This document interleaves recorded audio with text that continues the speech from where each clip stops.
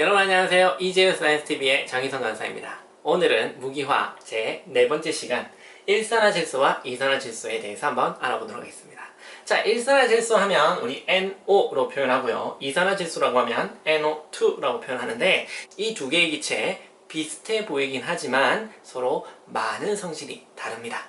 그래서 이재유에서도 이 두 개의 기체의 특성을 서로 헷갈리게 해서 문제로 많이 제출하고 있으니까 여러분들 무조건 얘네들을 잘 구별하시고 기억하셨다가 문제에 나오면 바로바로 맞출 수 있으면 참 좋겠습니다. 자, 일단은 이 NO와 NO2는 어떻게 만들어지는지 제법부터 한번 알아보도록 할게요. 제법은 일산화질소는 묽은 질산에다가 구리를 넣으면 되고요. 이산화질소는 진한 질산에다가 구리를 넣으면 되겠습니다. 자, 얘네들은 왜 이렇게 구리와 반응해서 일산화질소, 이산화질소를 만들어내느냐? 자, 우리 질산이다 라고 하는 것은 산 중에서도 산화력이 있는 산입니다.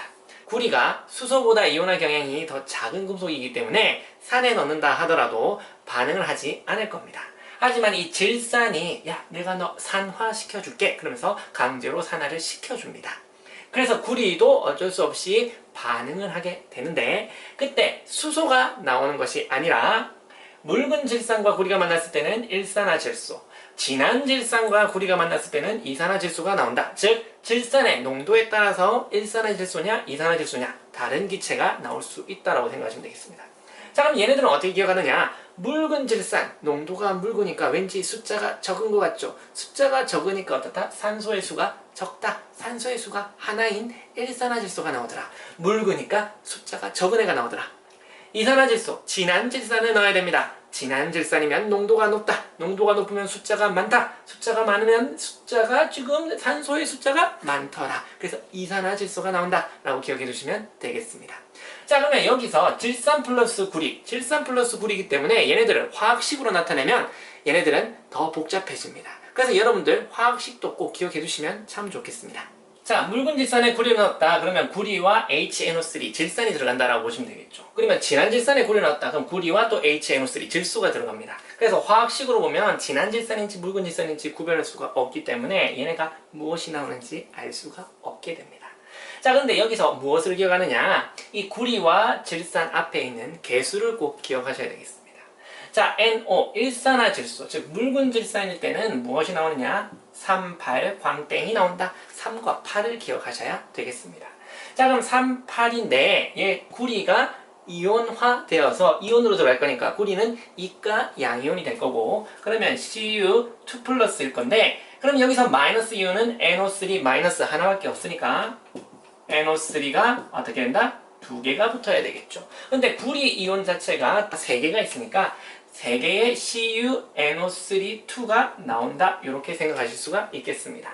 자, 그러면 NO3가 총 8개가 있는데 그 중에서 2개와 3개씩 해서 총 6개가 이쪽으로 갔습니다. 그러면 남은 NO3-는 2개가 되겠죠. 그리고 H가 여기 8개가 남아있을 겁니다.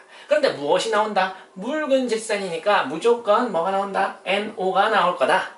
그런데 NO3가 2개밖에 남아있지 않으니까 N, 질소가 2개. 그럼 만들어질 수 있는 NO도 2개밖에 안 남는다는 것을 찾을 수가 있습니다.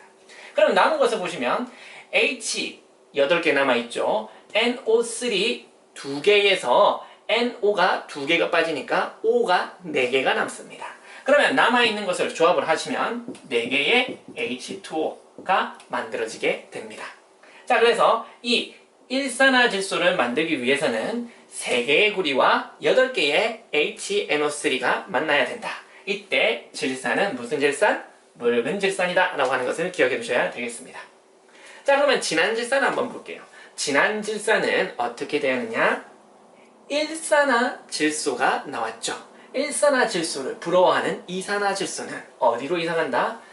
일산화질소가 살고 있는 일산으로 이사를 갔다 라고 생각해 봅시다. 일사 이렇게 기억하시면 되겠죠. 그러면 구리 하나와 HNO3 4개가 만나게 되면 얘는 무엇이 나온다? 이산화질소가 나온다 라고 기억하시면 되겠습니다. 그러면 구리를 강제로 산화를 시켰으니까 NO3 역시 2개가 달라붙어야 되겠죠. 그러면 CU가 하나니까 CuNO3가 2개씩 붙습니다. 그러면 CU는 하나니까 여기 계수도 1이 돼야 되겠죠. 그리고 HNO3 4개 중에 2개의 NO3가 사라졌으니까 H는 4개, NO3는 2개가 남겠죠. 그러면 나올 수 있는 기체는 이산화질소다라고 했으니까 질소가 지금 2개가 남아있으니까 2개의 NO2 이렇게 나올 수가 있겠죠. 그러면 남아있는 애는 NO3 2개에서 NO2를 2개를 뺐으니까 O가 2개가 남는다 라고 볼 수가 있겠죠. 그러면 남아있는 애는 수소가 4개, 산소가 2개니까 2개의 H2O가 남더라 라고 해서 이렇게 화학식을 만들 수가 있어야 되겠습니다. 자, 화학식에서 여기에 묽은 질산이냐 진한 질산이냐 나오지 않더라 하더라도 앞에 있는 개수들을 이용해서 여러분들이 직접 NO가 나올 거냐 NO2가 나올 거냐 찾으실 수 있어야 되겠습니다. 자, 그 외의 특징들을 한 번 더 비교해 보도록 하겠습니다. 자, 먼저 색깔을 보도록 할게요. 자, 색깔은 2개가 비슷한 원자끼리의 만남이지만 색깔이 전혀 다릅니다. NO는 무색이고요. 색깔이 없습니다. 하지만 NO2는 꼭 기억하셔야 됩니다. 적갈색이 되겠습니다. 적갈색, 적색, 갈색, 이제 붉은 빛깔의 갈색이다라고 기억하시면 되겠습니다.